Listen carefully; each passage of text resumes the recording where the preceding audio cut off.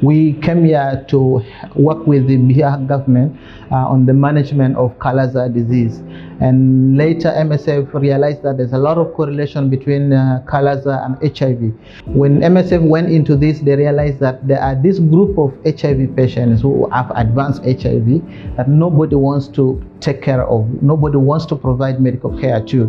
And there is really a good chance of these patients for surviving and coming out of being advanced HIV to a more stable state of HIV to be able to carry their routine activities. So this motivated MSF or propelled MSF to put up a system, a health system like this that can focus mainly on advanced HIV.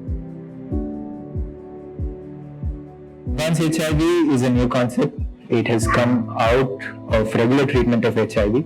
When the word HIV, when the treatment of HIV has become normalized and has taken on a programmatic outlook, the people who fell through the cracks are the ones who end up as advanced HIV patients. These are the patients who present with severe infections, who present with advanced stage of the disease, and they usually present quite a bit late for treatment. So as we know that the caseload is extremely high in Bihar, so we have a small facility set up in the capital of Bihar, that is in Patna. So we usually get the patients from the 5 antiretroviral treatment centers. They get consulted by a doctor and a health promotion team, after which lab personnel visits them for blood draws and other investigations. If needed, if the doctor feels that it's necessary to take it further, to test it further, we offer radiology services.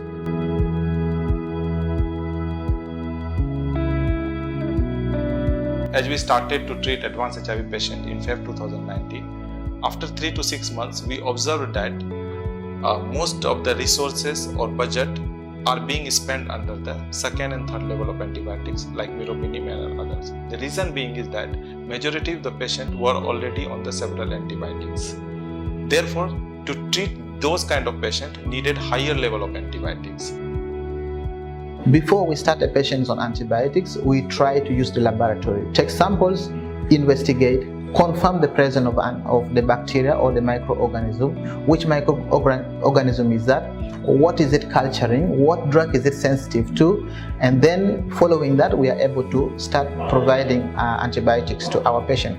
After the implementation of the ABR model of care, we have seen many positive outcomes.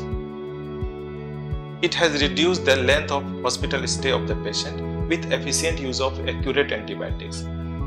Before model of care, the average length of stay was 10 days, now it is only 7 days. It also minimizing the toxicity and adverse drug reaction related to antibiotics. It significantly reduces the unnecessary prescription. And now we optimally use budget and resources compared to the early phase of the project. So one of the reasons why we wanted really to bring in the ABR aspect is to really demonstrate the benefits of proper use of antibiotics.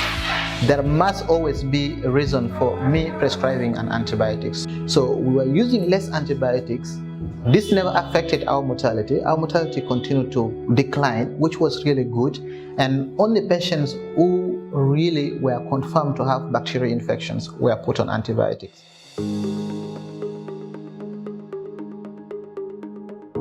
We also allow one caregiver to stay with the patients to take care of the patients. And it is very important for us to talk to the caregiver as well as the patient as to try to know the social factors, the fabrics. If you look at the NFHS survey phase 4, you will see the knowledge about HIV/AIDS is very low, within a range of 20 to 40%. And stigma comes out of perception, right? And it comes out of moral judgment. So for the at community level, they perceive these people, as a scum in the society.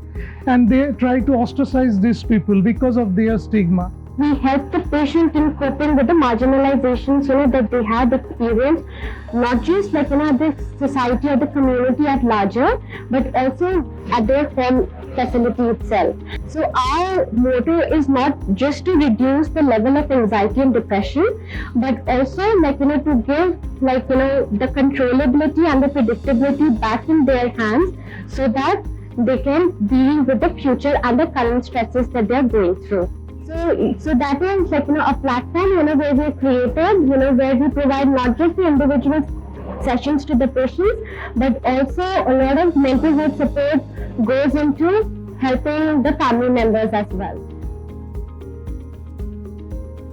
So we are here not only to treat their illness, but we are here also to cater their mental health need, the psychosocial need, and we are trying to provide them the best nursing care that they ever get in Patna. So we work together with all the departments, with the nurses, and then with the doctors as well. So this is our kind of holistic support of healthcare.